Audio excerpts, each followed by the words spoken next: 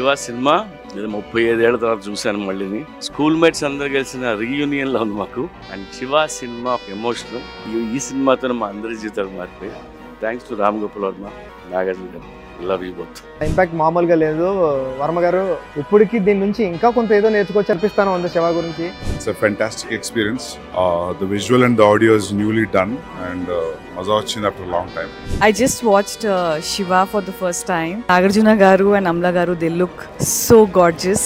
Amazing screenplay. Ram Gopal Varma garu's, I think, one of his best work. After 36 years watching Shiva, Ram Gopal Varma గారు పక్కన కూర్చొని చూడటం నాకైతే life time experience, because is my all time favourite. Shiva release అయినట్లేదు, release అయినట్టుంది. ఒక hypnotism లోన్ అయ్యాం.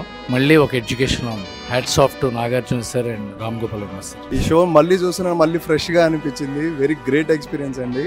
ఏ సినిమా అయితే నన్ను సినిమా పిక్చర్ని చేసిందో మళ్ళీ అదే సినిమా ఇప్పుడు 36 సంవత్సరాల తర్వాత చూడడం. Great experience. New effects and ఈ సౌండ్ సిస్టమ్ చూడడం కూడా థ్రిల్లింగ్ అనిపించింది. Extraordinary. 35-36 years ago that kind of work Ramu గారు చేశారంటే no words. Hats off.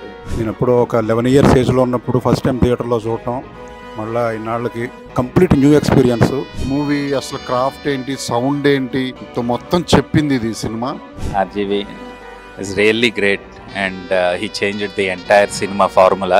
4Kలో sound effects అవనివ్వండి, మిక్సింగ్ అవనివ్వండి, అద్భుతంగా ఉంది. So please experience Shiva nostalgic master piece moment on big screens.